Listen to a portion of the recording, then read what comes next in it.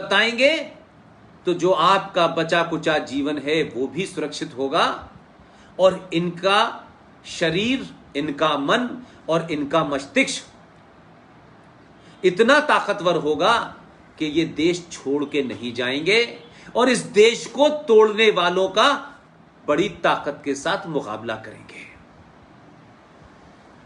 इनको जितना आप धूप से बचाएंगे, लू से बचाएंगे, जाड़े से बचाएंगे, इनका शरीर मजबूत नहीं होगा।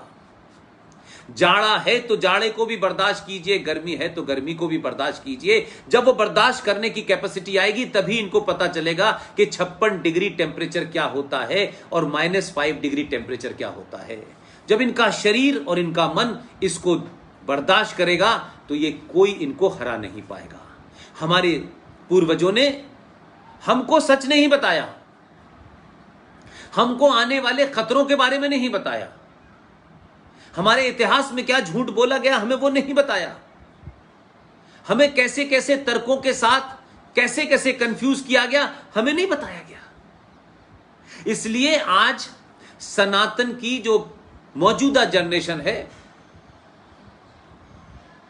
उसे इस देश के बारे में उन लोगों ने जो इस देश के खिलाफ थे, एक एजेंडे के तहत रहे, उन्होंने वो बता दिया है। इसलिए हम जैसी जनरेशन को समय लग रहा है सच बताने के लिए।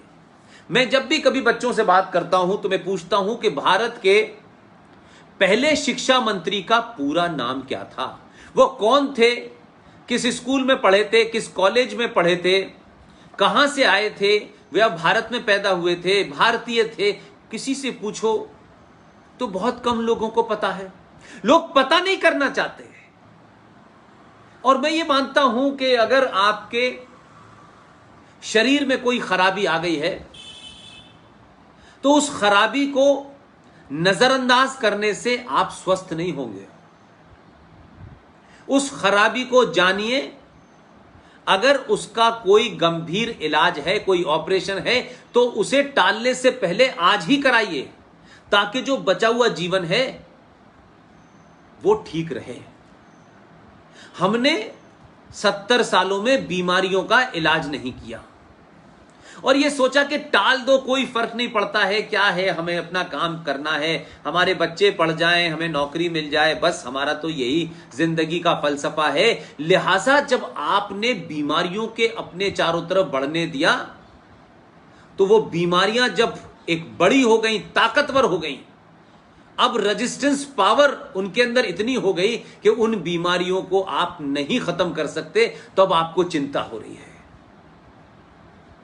अगर सही समय पे सही बीमारी का इलाज किया होता, हमारे बुजुर्गों ने, हमारी सत्ता में बैठने वालों ने, हमारे मंदिरों में बैठने वाले पुजारियों ने, हमारे कथा बांचने वाले लोगों ने सही बात बताई होती,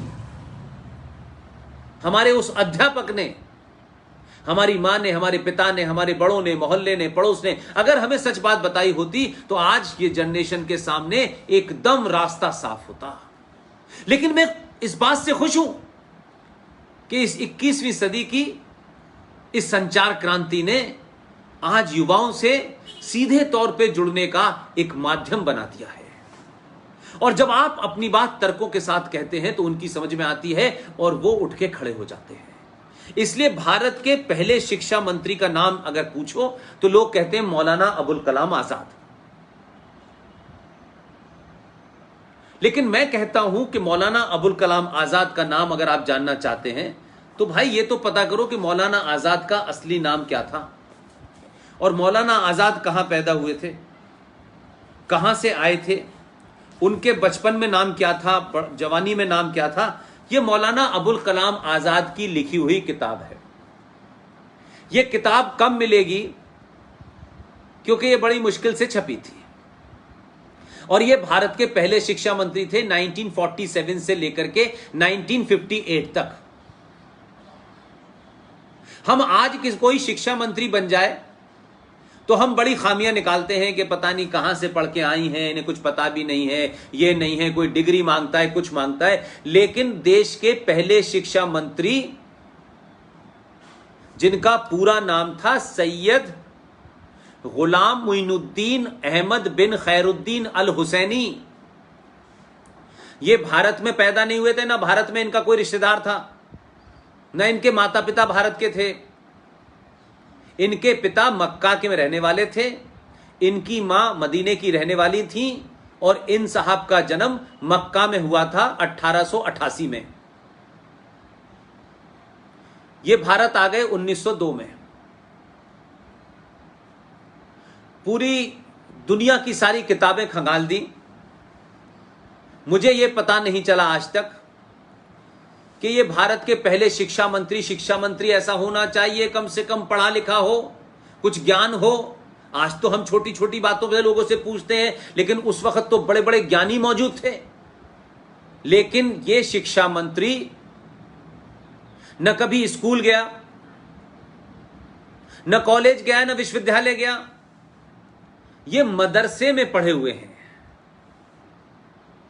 और मदरसे से निकल के मदरसा साहब ये शिक्षा मंत्री बने, और 47 से 58 तक रहे।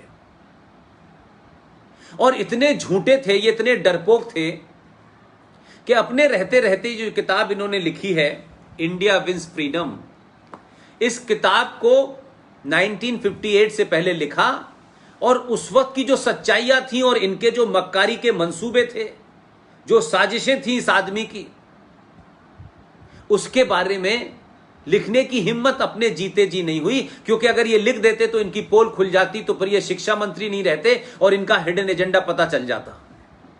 तो अपने लिखने से मरने से पहले इन्होंने 30 पन्ने अलग से लिखे, और कहा कि जब मेरी मृत्यु हो जाए उसके 30-35 साल के बाद इस 30 पन्नों को मेरी किताब में जोड़ देना। वो 30 पन्ने समेत ये किताब मिल गई है मुझे। जो शिक्षा मंत्री अपने जीते जी सच न बोल पाया हो, जिसका भारत की संस्कृति से कोई लेना देना ना हो, भारत के फ्रीडम मूवमेंट से उसका कोई मतलब ही ना हो, उसके बाप का दादा का, वो यहां आए, शामिल हो गए। मक्का में रहने वाला आदमी कलकत्ता चला गया, जबकि कलकत्ता से कोई कल्चर का मामला नहीं था। और किसी ने पूछा, और ये उस दौर में शिक्षा मंत्री बने जब हमारे देश में उस वक्त, आज 1 तारीख है, सारे देश में 5 सितंबर टीचर्स डे मनाया जाता है। ये टीचर्स डे क्यों मनाते हैं? उस वक्त के विद्वान, महान शिक्षाविद डॉक्टर राधाकृष्णन का जन्मदिन होता है। उसे भारत में टीचर्स डे के नाम से याद किया जाता है। वो उस वक्त मौजूद थे, लेकिन वो शिक्षा मंत्री नहीं बने। शिक्षा मंत्री मक्का में पैदा होने वाला यह शख्स बना। और उसके बाद शिक्षा का हाल क्या रहा? 30 साल तक ऐसे ही लोग आए। हुमायूं कबीर आए, एनसी छागला आए, फखरुद्दीन अली अहमद आए, प्रोफेसर नूरुल हसन आए, और आखिर में 2004 से लेके 2009 तक मोहम्मद अली अशरफ फातिमी, वो 5 साल तक रहे। 30 साल तक शिक्षा में रहने के बाद कहते हैं कि मुसलमान शिक्षा में सबसे पीछे है। लेकिन हम कोई बात फैक्ट पे नहीं करना चाहते, सच्चाई पे नहीं करना चाहते। इसलिए आपने इतिहास में जो झूठ बोले जा रहे हैं, जो बताए जा रहे हैं, चाहे वो इरफान हबीब हो या चाहे उनकी एक बड़ी घनिष्ठ मित्र हैं जो हिस्ट्री डिपार्टमेंट में कभी क्लर्क हुआ करती थी, फिर उनकी नजदीकियों के कारण वो बहुत बड़ी प्रोफेसर हो गई, और बंगाल में 6ठी क्लास की एक किताब उन्होंने लिखी है। बंगाल के अंदर बंगाली में किताब है, 6ठी क्लास की किताब है, और उसमें वो मैडम जिनको मैंने अभी सुना है 60 गांठ से प्रोफेसर ऑफ एमेटस की डिग्री मिल गई है, और वो उस किताब में लिख रही हैं, बंगाली में पढ़ाया जा रहा है कि भगवान राम विदेशी थे और भारत पे आक्रमण करने के लिए आए थे, और वो राक्षस मूल के थे। ये बच्चों को 6ठी क्लास की किताब में बंगाल में पढ़ाया जा रहा है। तो हमने आजाद होने के बाद भी इस देश में सत्ताधारियों ने अपने लालच में अपनी सत्ताओं को बनाए रखने के लिए भारत की सनातन संस्कृति को, भारत के मूल्यों को, यहां की संस्कृति को, आस्थाओं को, सरोकारों को धीरे धीरे करके समाप्त कर दिया और एक ऐसी संस्कृति यहां डाली कि यहां बच्चे क्लर्क बने, यहां सिर्फ मालिक की जू हजूरी करें, उनमें ज्ञान नाम की कोई चीज ना हो, वो सिर्फ मार्कशीट के मोहताज बन के रह जाएं। अपने देश के बारे में, अपनी संस्कृति के बारे में, अपनी मिट्टी के बारे में, अपने इतिहास के बारे में, जो गौरवशाली इतिहास है उसको वो जान न पाएं। इसलिए अकबर दी में ग्रेट को पढ़ते रहें, इसलिए औरंगजेब का रोड का नाम रख दिया जाए, इसलिए भारत के अंदर किंग एम्परर जॉर्ज फिफ्थ जो 5वां राजा था, इंग्लैंड से आया था, आज भी दिल्ली के अंदर कोरोनेशन पार्क है, सबसे बड़ा है और सबसे बड़ी उसकी जॉर्ज पंजम की मूर्ति लगी हुई है, आज भी लगी हुई है। आज भी अंग्रेजों के नाम से बहुत सड़कें हैं, आज भी मुगलों के नाम से बहुत सारी सड़कें हैं। इसलिए आपको बताया जाता है कि वो आक्रांत थे, ये किया, उन्होंने किस तरीके से भगवान राम का मंदिर तोड़ करके बाबरी मस्जिद बनाई, उन्होंने कैसे मथुरा के अंदर मंदिर तोड़ के मस्जिद बनाई, उन्होंने कैसे काशी में बाबा विश्वनाथ, ये सब हमें पता है और दिखाई दे रहा है, लेकिन ये पढ़ाया नहीं जाता, ये बताया नहीं जाता। क्यों? इसीलिए भारत के अंदर भारतीय पैदा नहीं हो रहे हैं, भारत के अंदर अंग्रेजी शिक्षा लेकर के आईएएस और पीसीएस, जिसे व्हाइट कॉलर क्लर्क कहते हैं, वो पैदा हो रहे हैं। न उनका भारत की संस्कृति से कोई इंटरेस्ट है, न सरोकारों से कोई इंटरेस्ट है, उनको सत्ता की जी हजूरी करनी है।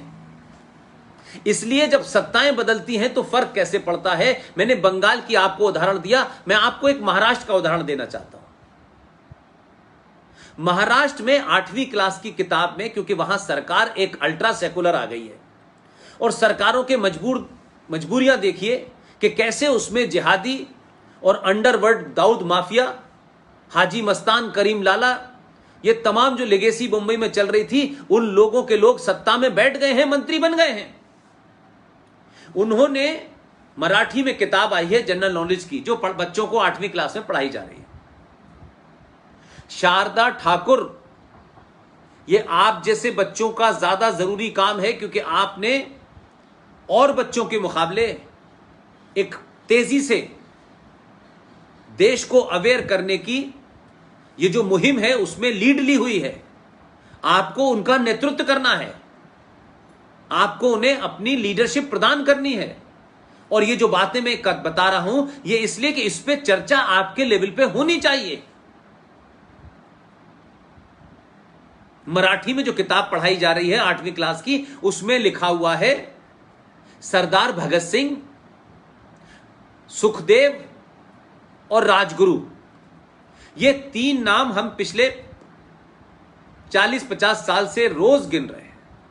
युवा थे, 24-24, 23-23 साल की इनकी उम्रें थी, और ये तीनों को एक साथ फांसी पे चढ़ा दिया गया। लेकिन सत्ता में कितने जहरीले, कितने खतरनाक लोग अलग अलग जगह बैठे हुए हैं कि उन्होंने बिना चुपचाप से बताए 8वीं क्लास की किताब में लिखा है सरदार शहीद भगत सिंह, राजगुरु और सुखदेव का नाम हटा करके वहां कुर्बान हुसैन का नाम आ गया है। यह हमारे सामने हुआ है, कोई 50 साल पुरानी घटना नहीं है। मैकाले ने नहीं किया, मौलाना आजाद और प्रोफेसर नूर हसन ने नहीं किया। उन्होंने जो करना था वो तो बेड़ा गर्क करके चले गए। लेकिन हमारे और आपके जमाने जब इतनी संचार क्रांति है कि कुछ झूठ छुप नहीं सकता, उसके बावजूद भी वो ताकतें जो भारत में पाकिस्तान को वोट देने के बाद, पाकिस्तान के फेवर में वोट देने के बाद भारत में रह गई, अलग अलग मुखौटों में अपने राजनीतिक स्वार्थों के कारण उन्होंने पार्टियां ज्वाइन कर ली, वो आज भी वही एजेंडा चला रहे हैं। और वो किताब पढ़ाई जा रही है कि भगत सिंह, राजगुरु और कुर्बान हुसैन। अब 20 साल के बाद अगर शारदा को यह बात न बताई जाए, शारदा की उम्र के बच्चों को यह बात न बताई जाए, तो आप सोचिए कि 20 साल के बाद बच्चे यही सच मानेंगे। तो हमारे लिए संकट यह है कि हम जो पुराना झूठा और गलत इतिहास, गलत डेट्स, गलत रीजनिंग, हमें पहले उसको साफ करना है, तब नई बात बतानी है। कौन किताबें पढ़नी चाहिए, कौन सी नहीं पढ़नी चाहिए। और यह भी मैं नहीं कहता हूं कि किसी विचारधारा के लिखे हुए लोगों की किताब पढ़ें, मैं इस फेवर में भी नहीं हूं। लेकिन बहुत सारी किताबें हैं जिन्हें आप पढ़ेंगी तब आप भारत को भारत जानेंगी। यह भारत को भारत जानना ऐसे ही है कि जब तक आप अपने घर को नहीं जानेंगी कि मेरे घर की क्या परंपरा है, मेरे घर के क्या कायदे कानून हैं, मैं कौन हूं, मैं किसकी बेटी हूं, मैं किसकी पोती हूं, मेरे बाप दादा कौन थे, मेरे बुजुर्ग कौन थे, हमारा देश पहले सोने की चिड़िया था तो क्यों था और आज नहीं है तो क्यों नहीं है, जब अंग्रेज नहीं आए थे तो कौन सी शिक्षा यहां दी जा रही थी, तब आचार्य चाणक्य क्या कर रहे थे, चंद्रगुप्त कैसे पैदा हुआ। ये जब अगर आप नहीं जानेंगे तो आप वर्तमान में एक ऐसे प्राणी होंगे जो पैदा हुए, खाया पिया, कभी इसके पैर जोड़े कभी उसके पैर जोड़े, कभी इसकी चापलूसी की कभी उसकी चापलूसी की, और जीवन धीरे धीरे कट गया और एक दिन आप समाप्त हो गए। इतिहास उन्हीं को याद रखता है, इतिहास में उन्हीं का जिक्र होता है जो जीतता है। हारा हुआ आदमी हो सकता है मॉरली बहुत हाई हो, हारा हुआ आदमी हो सकता है सच्चा भी हो, लेकिन इतिहास उसका नहीं लिखा जाता। इसलिए हम हारे, हम डिफीट हुए, हम गुलाम बने, हम अपने आदर्शों में बड़े फिक्स थे। हमारा आदर्श है,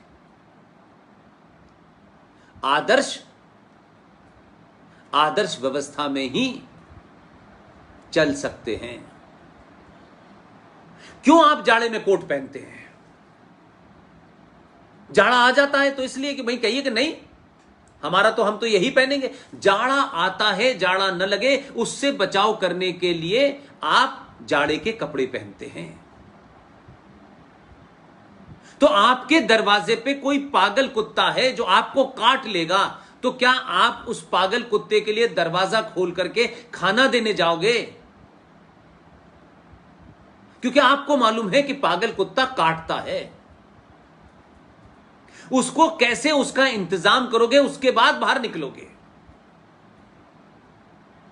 फिर आपको पता होगा कि इस गली में मुकरने के बाद जब मैं यहां से मुड़ के जाऊंगी तो यहां 4 गुंडे बैठते हैं जो सुबह टिप्पणी करते हैं, कमेंट करते हैं। फिर कुछ गुंडे कॉलेज में पहुंच जाते हैं। यह अगर आपको नहीं पता है तो इसमें आपके बड़ों की गलती है। हम आपको आदर्शवाद की शिक्षा देकर के भेड़ियों के बीच में, लुटेरों के बीच में, डकैतों के बीच में, बलात्कारियों के बीच में नहीं छोड़ सकते। और अगर हम ये बताएं कि हमारे समाज में ये हो रहा है तो हमें ये करना है, तो चाहे वो बेटी हो चाहे बेटा हो, वो उसके लिए मानसिक तौर पे तैयार रहेगा। तो आज की चुनौतियों में आप ये सवाल उठाइए। आपको जिन बातों पे अपने मोहल्ले के नेता से, अपने एमएलए से, अपने एमपी से, और मत डरिए किसी से, दुनिया में जो जितना बड़ा ताकतवर होता है उतना ही कमजोर होता है। ध्यान रखिए, जितने बड़े पद पे जो बैठता है वो उतना ही कमजोर हो जाता है। अगर सबसे पावरफुल कोई होता है, सबसे ताकतवर अगर कोई होता है, वो वही होता है जो किसी कुर्सी पे नहीं बैठा होता। जो चौराहे पे भी खड़ा होगा तो उसकी आवाज तेज होगी, वो पुलिया पे भी खड़ा होगा तो उसकी आवाज तेज होगी। उसकी आवाज को रोकने के जितने भी सत्ता के तंत्र हैं उसे कोई खरीद नहीं पाता। इसलिए मैं बार बार कहता हूं, राज बच जाएगा उसके लिए सरकार है, सेना है, पुलिस है। राष्ट्र को बचाने के लिए समाज को आगे आना है। और अगर समाज नहीं रहेगा तो फिर राष्ट्र कहां रहेगा? जैसे लुटेरे आए थे गुलामों के गुलाम आए थे। आप एक चैप्टर पढ़ते हैं इतिहास में, रजिया सुल्ताना, कुतुबुद्दीन, अल्तमश, ये गुलाम वंश के लोग थे। गुलामों ने भी आप पे राज किया।